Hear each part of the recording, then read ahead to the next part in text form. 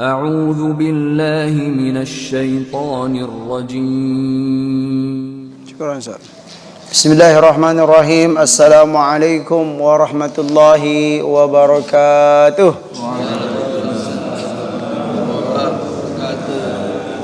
Alhamdulillahi rabbil alamin. Nahmadullaha ala ni'amihi bi jami'i mahamidih wa nuthni alaihi bi alaihi fi badi'il amri wa a'idih wa nashkuruhu ala wafiri ata'ihi wa rafidihi wa na'tarifu bi lutfihi fi masadirit taufiqi wa mawaridihi wa ashhadu an la ilaha illallah wahdahu la syarika lah wa ashhadu anna sayyidana Muhammadan abduhu wa rasuluhu la nabiyya ba'd.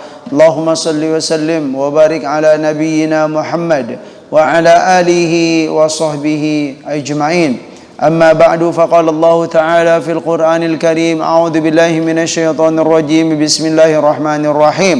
Yu'til hikmata man yasha wa man yu'tal hikmata faqad utiya khairan katsira wa ma yadhakkaru illa ulul albab. Allah itu maha memberi hikmah kepada hamba yang ia kehendaki, dan barang siapa yang diberi oleh Allah hikmah kepadanya, faqad utiya khairan katsira, sungguh dia telah diberi kebaikan yang sangat banyak.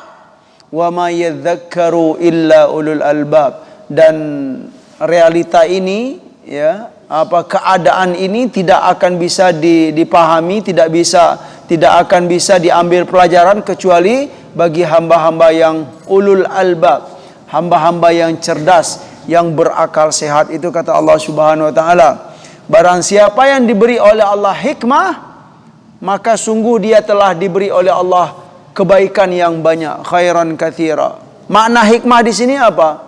Mungkin selama ini ya secara sederhana kita memahami makna hikmah itu adalah sesuatu istilahnya, sesuatu yang ada di balik sesuatu, Pak ya. Itu hikmah. Ada suatu kejadian, hikmahnya begini. Gitu loh. Ada suatu persoalan, hikmahnya begini. Itu bisa dimaksudkan. Tapi kalau kita merujuk kepada kita tafsir, makna hikmah di sini diantaranya apa? Sunnatur Rasulullah sallallahu alaihi wasallam atau al-hadis. Jadi barang siapa yang diberi kepahaman oleh Allah Subhanahu wa taala tentang hadis-hadis Nabi, banyak dia membaca hadis Nabi, kemudian dia banyak mengamalkan hadis Nabi, ya, sungguh dia telah diberi oleh Allah kebaikan yang banyak. Faqad utiya khairan katsira. Ya, Masya Allah, itu sangat bagus sekali ayat ini yang ada dalam surat Al-Baqarah tersebut. Ya. Dari itu ya, para ulama dalam sejarah kita melihat enggak bosan-bosannya ya mempelajari hadis Nabi SAW, membaca hadis Nabi SAW, siapapun dia, ya, karena dalam hadis Nabi itu terdapat berbagai ilmu, ya. Bahkan para ulama itu ada menulis kitab atau buku juga gitu kan, bahwa as-sunnah, ya, sunnah Nabi itu, hadis Nabi itu masdaran lil ma'rifah gitu kan. Istilahnya, hadis-hadis Nabi itu menjadi sumber segala ilmu pengetahuan. Nah, bagi kita yang belum menyelami hal ini ya tentu masih bertanya-tanya. Tapi kalau orang, ya, para ulama yang sudah banyak membaca kitab hadis, iya, memang ya dalam hadis itu semua ilmu ada, Pak. Ya. Jadi dalam hadis itu bukan masalah sholat saja, bukan masalah zikir saja, bukan masalah apa saja, tidak. Semua ilmu itu akan kita temukan dalam hadis Nabi. Makanya dia sangat cocok, ya. Siapapun kita pedagang, cari ilmunya dalam hadis Nabi, ya. Hadis itu sebenarnya penjelasan dari Al-Qur'an. Nah, jadi ya, dia satu paket. Orang yang cinta akan Al-Qur'an pasti dia akan cinta akan hadis Rasulullah sallallahu alaihi wasallam. Kita sebagai pedagang pelajari hadis Nabi, akan ketemu, Pak, kemuliaan mulianya ajaran Rasulullah sallallahu alaihi wasallam dalam perdagangan. Kita sebagai petani baca hadis Nabi, maka kita akan mengagumi, ya, ajaran-ajaran Nabi dalam pertanian. Sungguh mulia sekali. Kita sebagai guru apalagi, sebagai guru, sebagai dosen, Masya Allah, sebagai pemimpin. Nah, itu akan banyak sekali kaitan-kaitan hadis Nabi tentang seorang pemimpin, ya. Baik itu pemimpin suatu negara, suatu provinsi, suatu kota, ya, pemimpin kecamatan, ya, pemimpin kelurahan, Pak RT, Pak RW, ya, yang diangkat oleh kaumnya, gitu ya.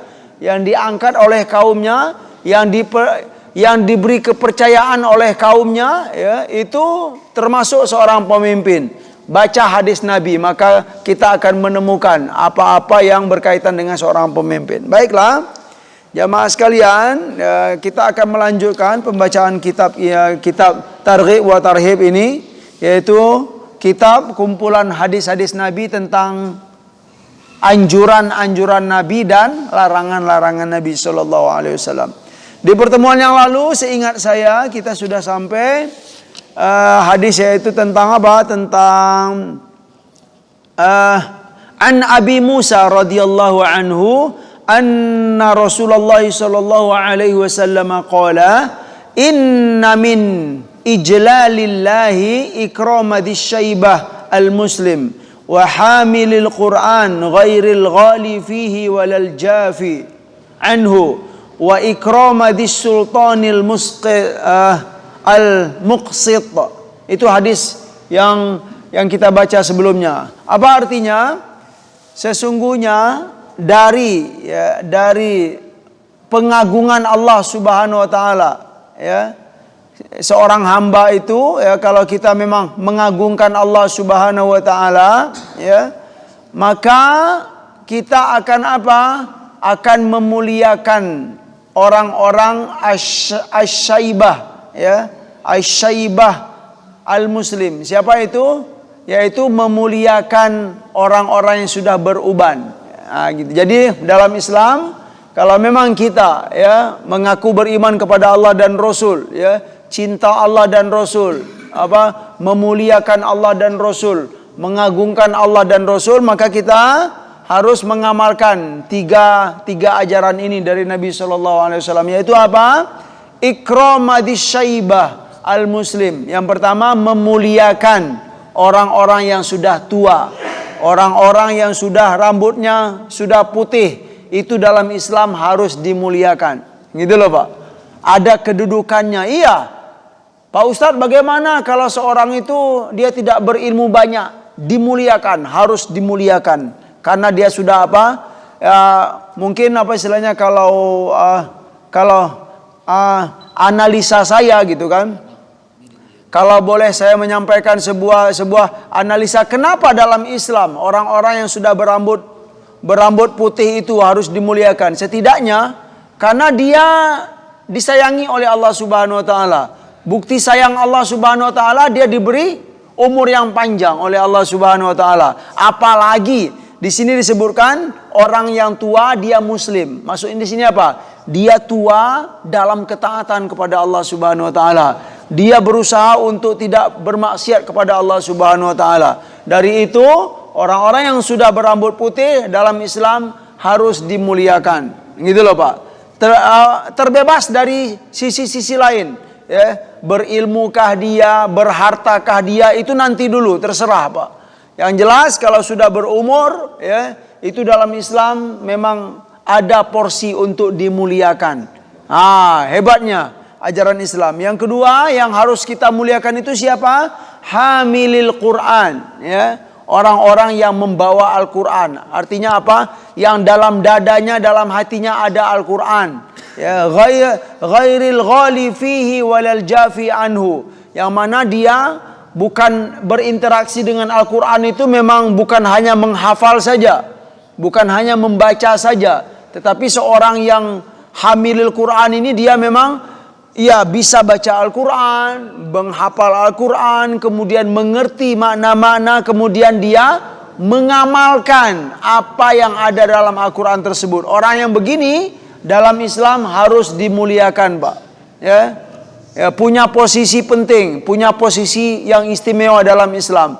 Orang yang dalam hatinya, dalam dadanya ada Al-Quran, kemudian dia mengamalkan isi Al-Quran tersebut. Yang ketiga, yang harus kita muliakan, yaitu apa?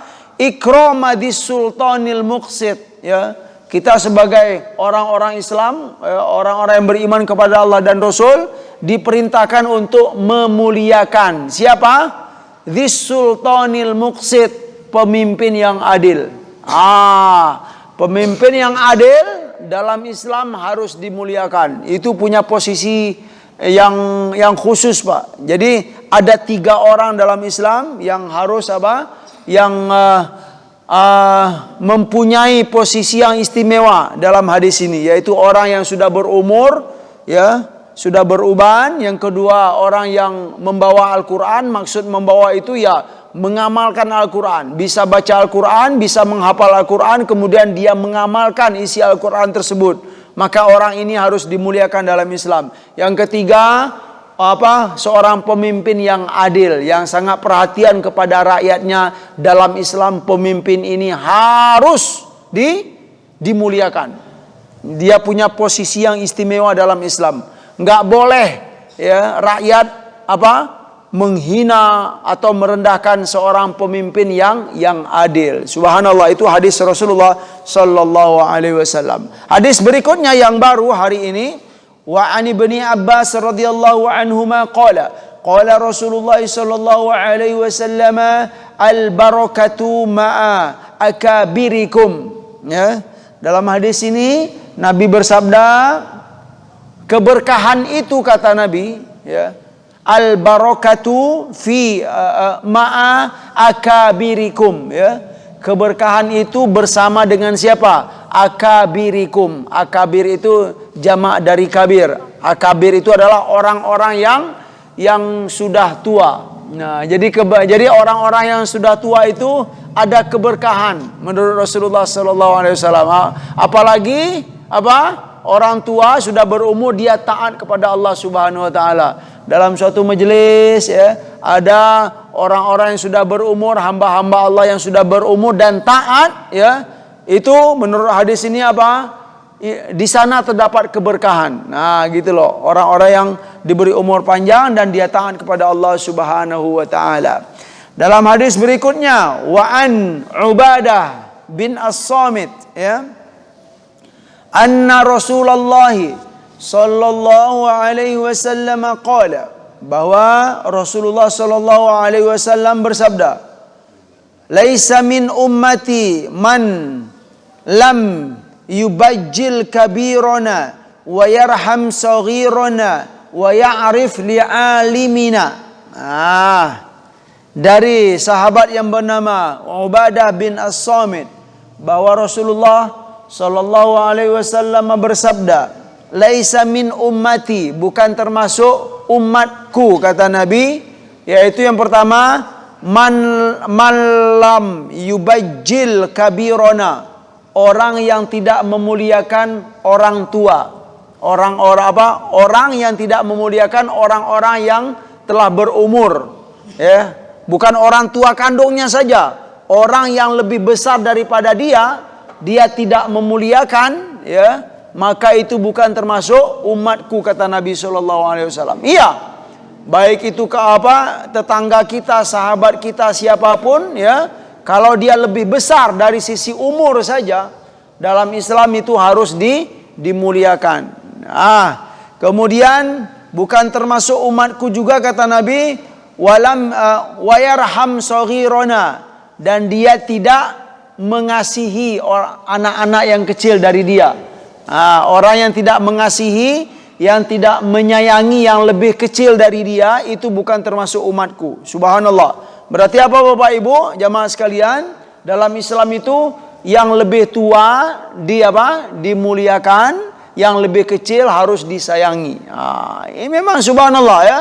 Ajaran Nabi kita itu memang sesuai sekali dengan kehidupan sosial, ya. Sangat diterima untuk kehidupan sosial.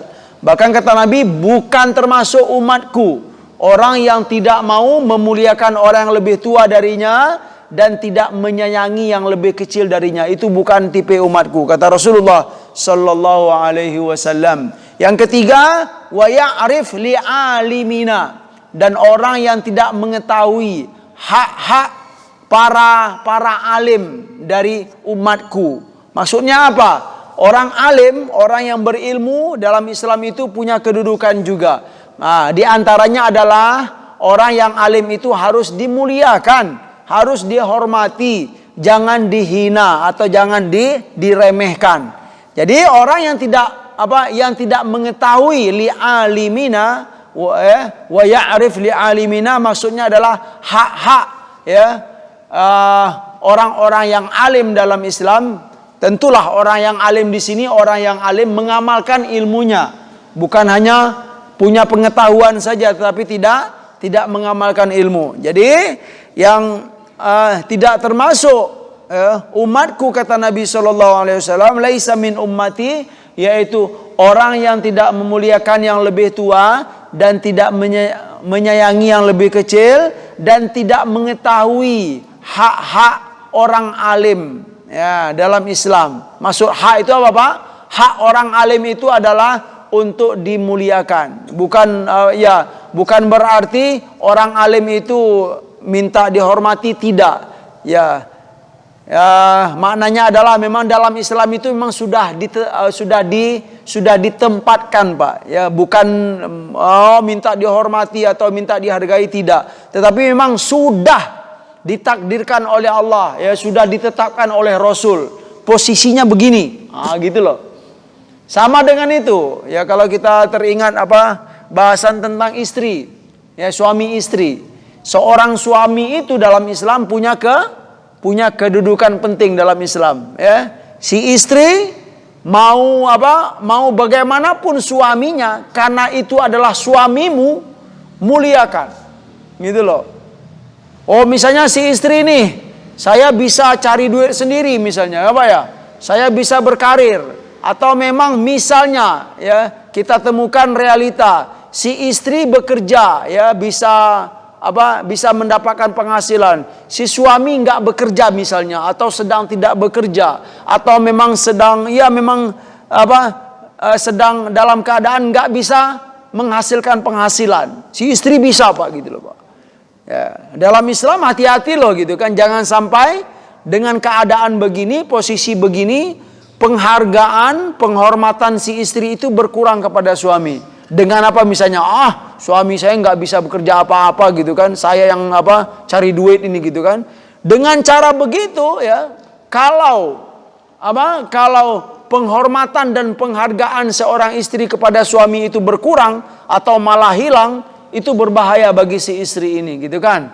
Kenapa? Dalam Islam suami itu punya kedudukan, mau bagaimanapun dia, dalam pandangan istri, bagi seorang istri, mau kaya, mau berkedudukan kah, mau apalah, pokoknya kalau sudah menjadi suami, dia punya kedudukan dalam Islam untuk dihormati, untuk dimuliakan. Begitu juga permasalahannya dengan orang-orang alim, orang-orang yang sudah tua, yang sudah berumur, mau bagaimanapun keadaannya, tetapi Nabi dalam hadis ini memang menentukan, yaitu tentang umurnya, sudah beruban, itu dalam Islam punya kedudukan. Subhanallah.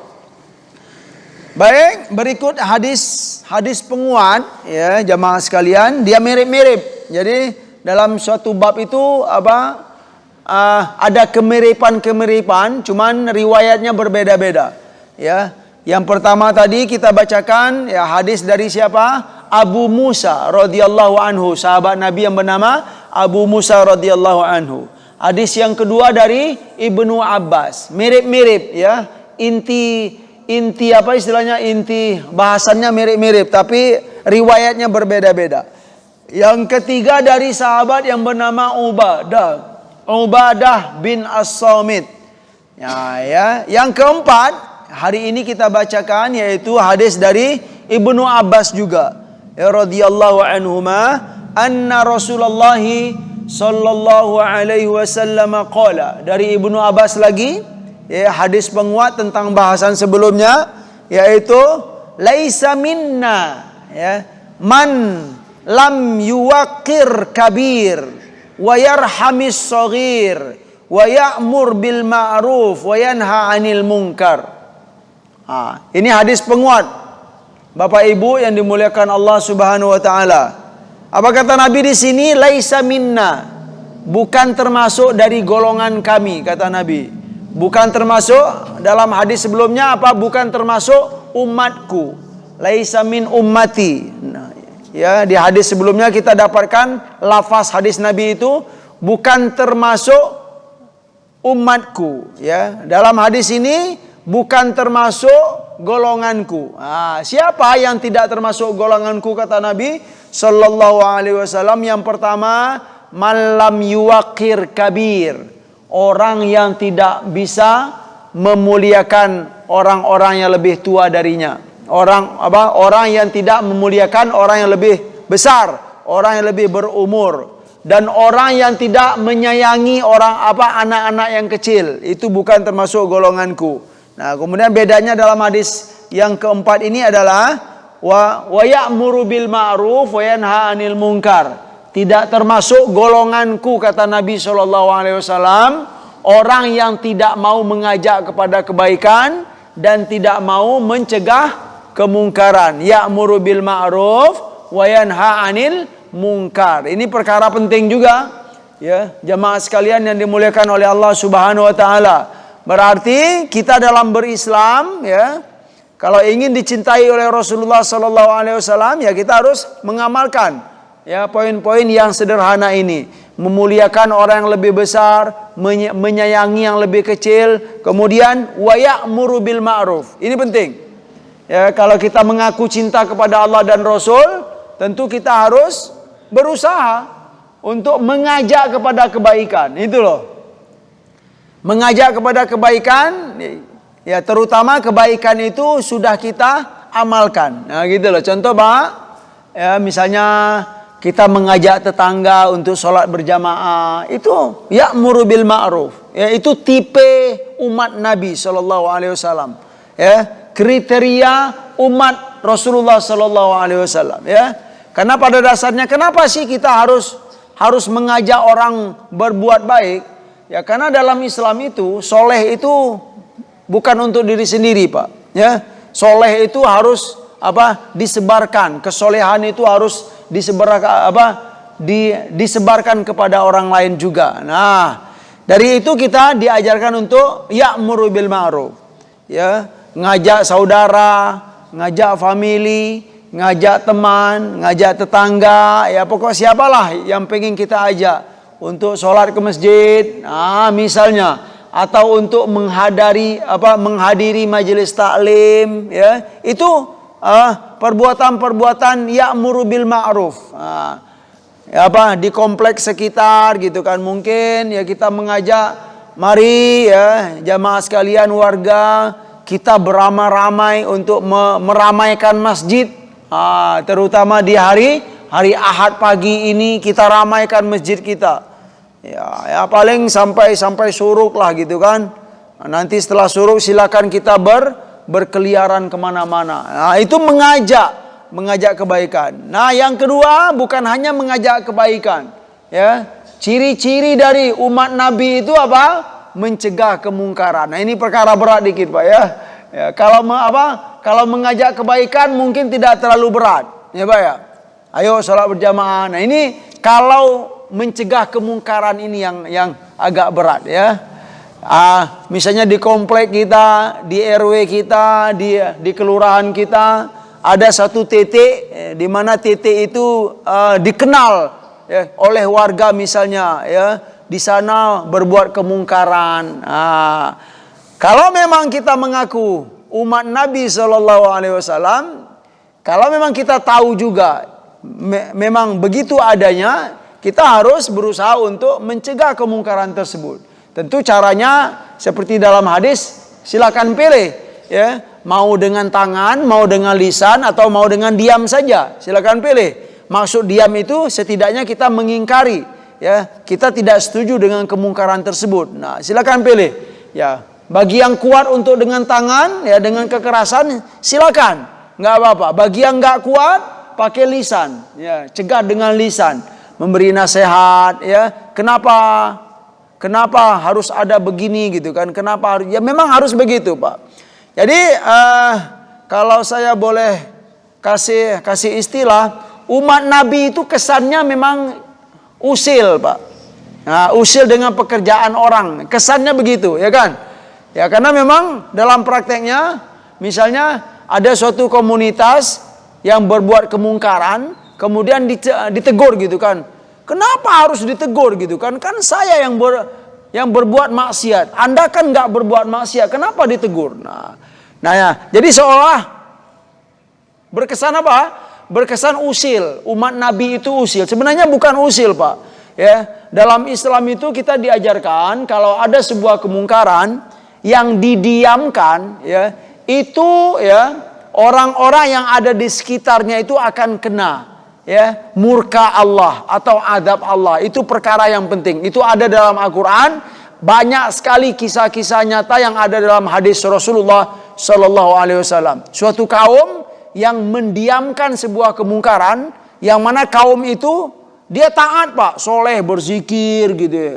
Berzikir, sholat sunat banyak, baca Al-Quran banyak, tetapi ketika ada sebuah kemungkaran dia diam saja, gitu loh. Ya, maksud diam ini memang seolah-olah setuju dengan kemungkaran tersebut, ya. Tapi yang paling tidak, ya, kalau memang kita belum mampu dengan tangan, dengan lisan, paling tidak ya dengan diam. Tapi diam itu bukan berarti setuju, tetapi apa? Kita mengingkari. Saya tidak setuju dengan sebuah kemungkaran itu. Itu sudah cukup, ya. Dengan begitu insya Allah kita akan dijauhkan oleh Allah dari murka dan adab Allah karena perbuatan kemungkaran tersebut. Jadi itu sebenarnya, ya, kenapa sih orang Islam itu sepertinya usil dengan perbuatan orang lain? Sebenarnya bukan usil, tetapi dalam Islam itu dilihat dari dampak dari sebuah kemungkaran tersebut. Ya, kalau ada suatu kemungkaran, ya, itu biasanya akan mengundang murka Allah Subhanahu wa taala. Dari itu kemungkaran itu harus dicegah, harus dinasehati, ya, harus disampaikan. Jangan lakukan ini, ya. Ya, kalau pengen melakukan ini jangan di daerah kami, ya, gitulah. Kalau memang itu kalau boleh berpesan begitu, Pak. Kalau mau berbuat kemungkaran jangan di lokasi kami. Kalau mau berbuat kemungkaran jangan di komplek kami, karena kami takut. Nah, gitu loh. Karena kami takut akan murka Allah Subhanahu wa taala. Baik, masih ada waktu, Pak. Suruk sampai jam berapa, Pak? Coba, Pak.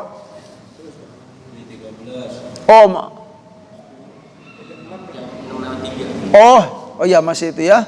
Baik, hadis berikut yaitu kita membahas bab yang baru di sini, yaitu tentang anjuran fi talabil ilmi wa ta'allumihi wa ta'limihi, ya.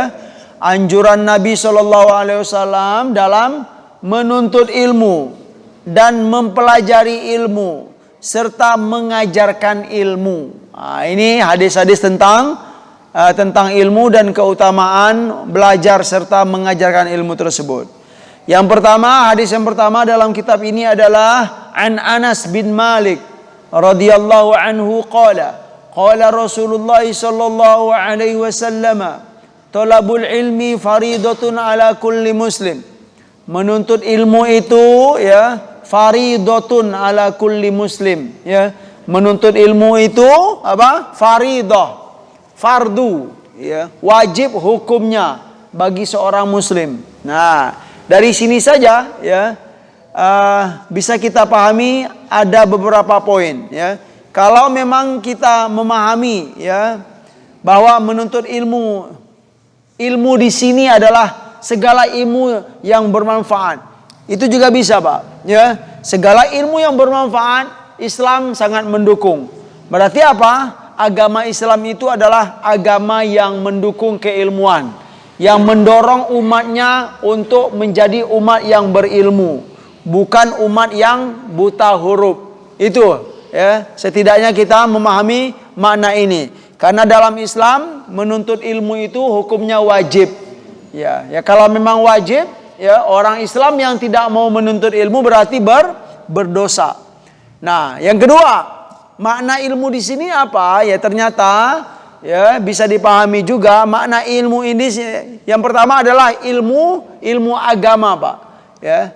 Yang mana dengan ilmu agama tersebut kita bisa kenal Allah Subhanahu wa taala. kita bisa beribadah kepada Allah Subhanahu wa taala. Dari itu, ya, menuntut ilmu agama itu hukumnya wajib. Ya, bisa diterima. Ya. Karena bagaimana mungkin kita akan bisa beribadah kalau enggak apa? Kalau enggak ada ilmunya. Bagaimana kita bisa sholat dengan baik dan benar? Bagaimana kita bisa sholat dengan khusyuk kalau kita tidak ada ilmu tentang itu? Nah, berarti sesuai, ya, bahwa menuntut ilmu dalam Islam, ya, terutama ilmu agama itu hukumnya wajib. Ya, sholat wajib, berarti ilmu tentang sholat pun juga wajib. Ya, khusyuk dalam sholat itu berharga, berarti ilmu tentang khusyuk itu lebih berharga lagi. Jangan berharap untuk khusyuk sholat, tapi kita nggak tahu ilmunya. Nah, makanya menuntut ilmu itu faridotun, ya, fardu dalam Islam. Jadi umat Islam itu adalah umat yang selalu didorong dan dimotivasi untuk berilmu. Nah, dari itu alhamdulillah kalau kita melihat dalam di lingkungan kita, ya, di daerah kita, di kota kita, syukur alhamdulillah masjid-masjid yang ada itu mengadakan majelis-majelis ilmu, ya, baik itu setiap Sabtu kah atau setiap Ahad kah, atau ada juga kajian duha, banyak sekali. Ada juga kajian maghrib di hari Ahad dan lain-lain. Ada juga suatu masjid itu setiap malam, Pak. Setiap malam setelah maghrib dan isya itu ada kajian terus. Wah, itu hebat juga masjidnya, Pak, ya. Diadakan kajian, mau rame mau enggak, yang penting harus ada ustadznya. Itu setiap malam. Tahu bapak-bapak di sana apa? Di sini masjid apa itu? Di sekitar kita ini ada enggak? Mujahidin, Pak, ya? Kalau Mujahidin saya enggak tahu. Mungkin saja, tapi yang jelas yang saya tahu itu adalah Masjid Ittihadul Muhajirin di Jalan Kenari sana, Pak. Ya, di Reni dekat sekali gitu kan. Ittihadul Muhajirin. Itu setiap malam, Pak, diadain, ya. Dari ya maghrib sampai isya itu ada, ya, diisi oleh ustadz yang berapa istilahnya, bermacam-macam ustadz gitu. Diadakan, masya Allah kata saya gitu kan. Pengurusnya memang istilahnya semangat sekali dalam mengadakan, ya, kajian-kajian, ya. Ya, setidaknya gitu kan lingkungan sekitar mendapatkan pencerahan, setidaknya, ya, lingkungan sekitar masjid tersebut mendapatkan keberkahan dari ilmu yang disampaikan oleh para ustadz dan ulama yang menyampaikan. Jadi thalabul ilmi faridotun ala kulli muslim. Setiap muslim itu wajib menuntut ilmu. Wah, ini doktrin dalam Islam, Pak. Wajib menuntut ilmu. Artinya apa? Orang muslim dan muslimah itu nggak boleh bodoh. Nah, itulah kalau makna lainnya kita bisa pahami gitu kan. Orang Islam itu nggak boleh bodoh. Orang Islam itu harus berilmu. Ini doktrin mulia dalam Islam. Selanjutnya, wawadi'ul ilmi inda ghairi ahlihi kamuqallidil khonazir al-jawahir wal lu'lu'a wal dhahaba, ya. Dan orang yang meletakkan ilmu, orang yang menempatkan ilmu inda ghairi ahlihi, bukan pada bukan pada ahlinya, ya. Maksudnya orang yang menyampaikan ilmu bukan kepada orang yang layak untuk menerima ilmu tersebut. Dalam hadis ini dikatakan kamuqallidil khonazir al-jawahira wal lu'lu'a wal dhahaba. Jadi ilmu itu dalam Islam juga harus dilihat. Ilmu ini cocoknya disampaikan ke orang begini, gitu loh. Ilmu tauhid misalnya kan sudah layak untuk disampaikan kepada orang-orang yang sudah dewasa misalnya, atau orang yang sudah, ya, yang kecil pun juga gitu. Cuman ada itunya, tipe-tipenya. Jadi maksudnya di sini adalah kesesuaian, kecocokan ilmu itu harus diperhatikan juga. Karena orang yang menempatkan suatu ilmu bukan pada ahlinya itu seperti orang yang mengalungkan perhiasan yang sangat berharga atau emas mengalungkan kepada siapa? Al-khonazir. Ya, dalam hadis ini seolah-olah kita mengalungkan emas dan perhiasan yang sangat berharga kepada al-khonazir. Khonazir itu babi, Pak, di sini, Pak. Artinya apa? Tidak akan bermanfaat. Menyampaikan ilmu kepada bukan yang layak untuk menerima. Jadi memang suatu ilmu itu memang harus dilihat juga. Sudah layak atau belum? Nah, kalau memang layak, maka itu tepat. Tapi kalau tidak layak atau belum layak, seolah-olah bahasa dalam hadis ini yang bisa kita pahami itu akan sia-sia. Menyampaikan ilmu kepada yang belum layak untuk menerimanya, maka itu akan menjadi suatu amalan yang sia-sia. Subhanallah. Cukup di sini dulu, alhamdulillah. Ya, kita buka bagi yang mau bertanya, saya akan jawab, ya. Jika saya bisa saya jawab, jika belum ya akan jadi PR insyaallah.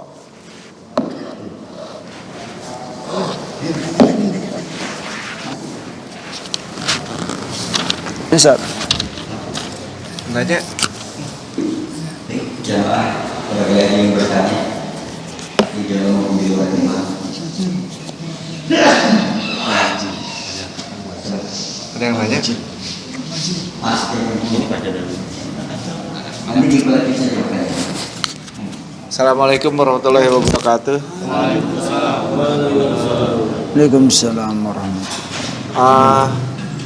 Yang pertama adalah tadi Pak Ustadz bilang bahwa tentang dibukakan hikmah, ya. Maksudnya iya, apa? Dibukakan hikmah bagi diberi hikmah bagi oleh orang yang dikehendaki oleh Allah. Dikehendaki oleh Allah tuh yaitu tadi intinya sebetulnya kalau yang saya rangkum dari ini semua bahwa yang orang terus mencari ilmu kan menurut saya. Iya, betul, intinya Pak. sebetulnya itu ilmu apapun, tapi tadi Kak Ustadz bilang kan bahwa orang yang terus mencari ilmu hadis ya yang Ya, terutama sunnah-sunnah Nabi. Sunnah-sunnah Nabi. Tapi kan mungkin itu di situ ada tingkatan-tingkatannya, karena kalau kita ini kan mungkin mencari ilmunya kan masih sedikit sekali gitu Pak Ustadz. Ya. Tetapi apakah ini ada hubungannya juga dengan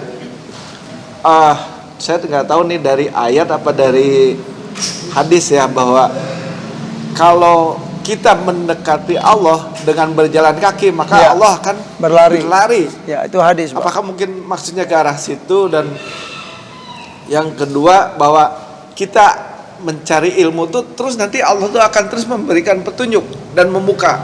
Apakah itu Pak Ustadz? Ya. Terima kasih. Assalamualaikum warahmatullahi wabarakatuh. Waalaikumsalam warahmatullahi wabarakatuh. Penanya Pak Muhammad.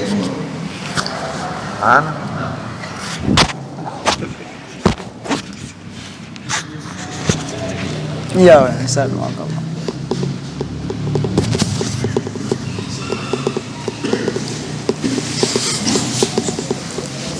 Assalamualaikum warahmatullahi wabarakatuh.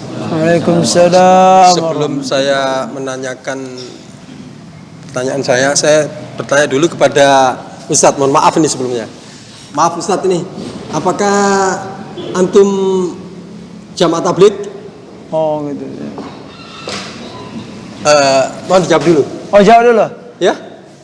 Saya bukan jamaah tabligh, Pak. Baik, terima kasih. Ya. Baik, saya bertanya demikian. Memang pada dasarnya dunia ini adalah tidak kekal.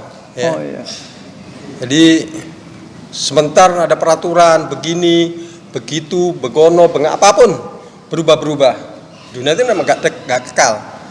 Nah kemudian dulu, mohon maaf nih, karena saya jamaah tabligh. Dulu jamaah tabligh itu diklaim jamaah tabligh itu sesat, ya.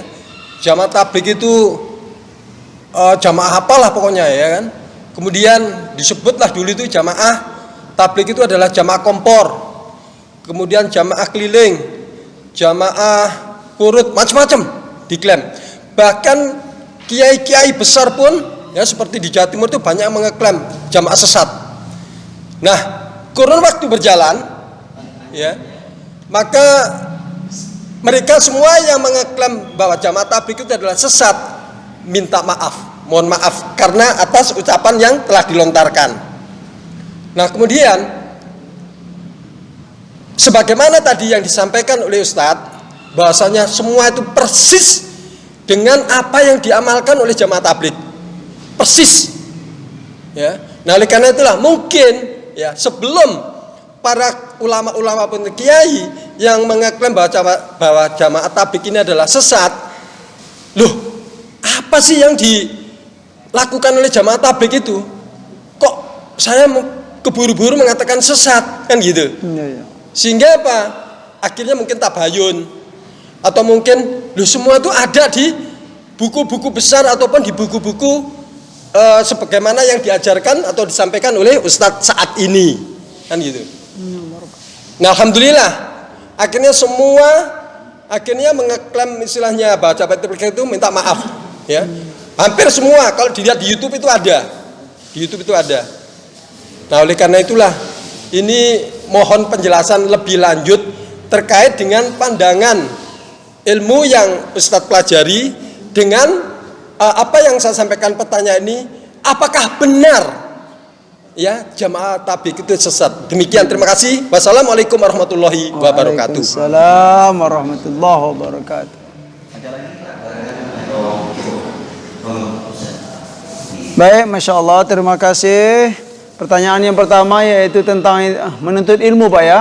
Dengan berilmu itu bisa kita pahami, semoga gitu kan Allah akan mudahkan kita gitu, Pak ya. Allah akan beri petunjuk kepada kita dengan menuntut ilmu. Iya, itu betul sekali gitu kan ya, karena memang jalan ilmu itu adalah, kalau kita melihat dalam pesan-pesan Rasulullah SAW, jalan ilmu itu adalah jalan ke surga, Pak. Jadi jalan yang terbaik untuk menuju surga itu dengan jalan ilmu ya. Baik kita langsung yang mencari ilmu atau kita mendukung orang-orang mencari ilmu ya. Man salaka tariqan yaltamisu fihi ilman, itu loh, sahalallahu bihi tariqan ilal jannah ya, seperti au kama qala sallallahu alaihi wasallam. Barang siapa yang menempuh suatu jalan, yang jalan tersebut dipakai untuk mencari ilmu ya, digunakan untuk mencari ilmu, maka dia akan dimudahkan oleh Allah jalan menuju ke surga. Orang yang berada di jalan ilmu, Pak, di jalan menuntut ilmu itu seolah-olah memang sudah dijamin oleh Rasulullah sallallahu alaihi wasallam, itu jalan menuju surga. Baik kita yang langsung menuntut ilmunya atau kita mendukung atau memudahkan orang menuntut ilmu, itu jalan menuju surga. Kemudian yang pertama tadi saya lupa gitu, bahwa ya barang siapa mendekat kepada Allah satu jengkal, Allah akan dalam hadis itu shibran ya, shibran itu satu jengkal, maka Allah akan mendekat kepadanya dhira ya, satu dhira itu satu tangan ini. Barang siapa yang datang kepada Allah, mendekat kepada Allah, dia berjalan, Allah akan berlari, harwalah dalam hadis tersebut ya. Au kama qala sallallahu alaihi wasallam. Hadis itu maknanya adalah kemurahan Allah Subhanahu wa taala. Ya, cintanya Allah ya.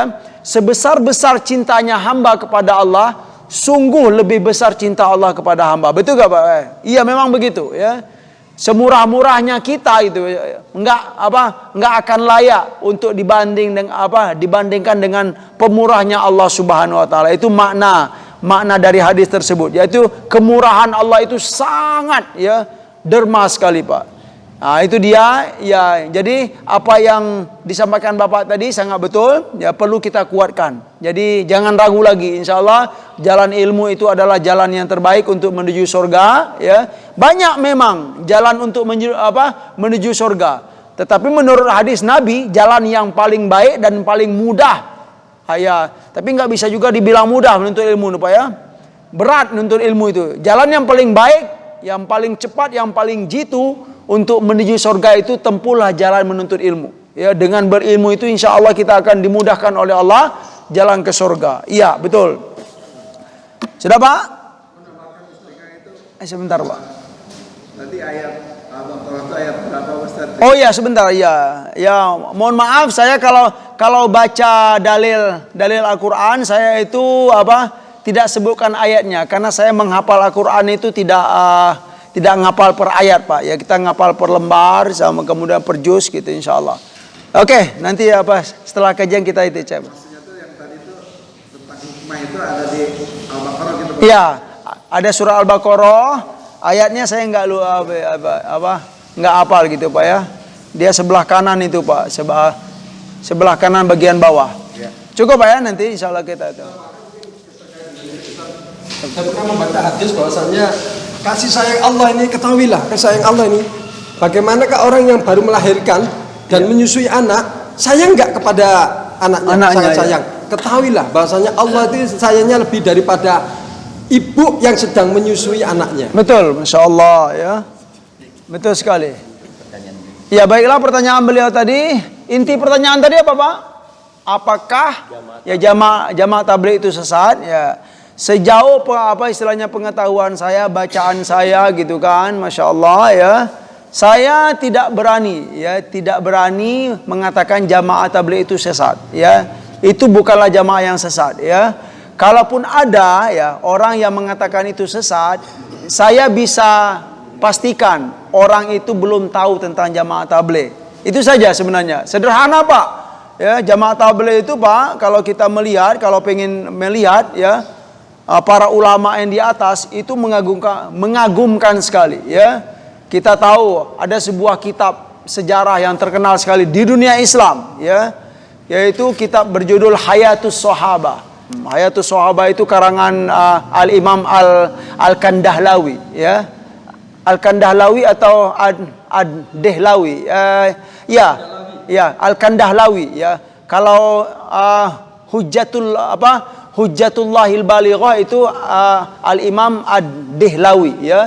Itu ya tokoh-tokoh ya, para ulama besar yang ada di jamaah tabligh. Banyak lagi ya ulama-ulama di India sana ya, dan ilmu ya, keilmuan beliau itu seperti Hayatus Sahabah itu Pak. Kitab sejarah tentang kehidupan para sahabat ya, tebal sekali. Itu diakui ya di negeri Arab, sekalipun yang mengarangnya bukan orang Arab gitu kan. Tetapi diakui ya. Terus bagaimana ya dengan sederhana kita mengatakan jamaah tabligh itu adalah jamaah yang sesat. Buktinya dalam realitanya jamaah ilmu-ilmu yang dikaji dalam jamaah tabligh itu ya banyak sekali ya. Ilmu-ilmu hadis ya, sunah-sunah Nabi ya, Bukhari, Muslim semuanya dikaji gitu kan. Jadi ya bisa disimpulkan yang mengatakan jamaah tabligh itu sesat ya, barangkali dia belum tahu apa itu jamaah tabligh, kemudian siapa pendirinya, siapa para ulamanya, dan berikutnya. Gitu saja sih sebenarnya. Kalaupun ada, nah ini dia, kalaupun ada ya ditemukan ya personal yang ada jamaah tabligh ya, itu harap dimaklumi juga ya, karena mungkin pribadi-pribadi yang ada tersebut mungkin belum terlalu banyak menuntut ilmu ya, belum terlalu mendalami suatu ilmu agama.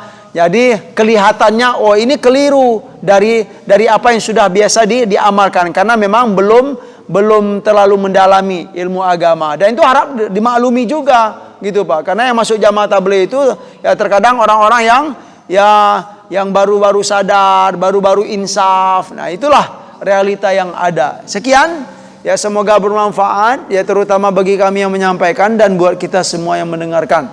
Subhanallah. Ya,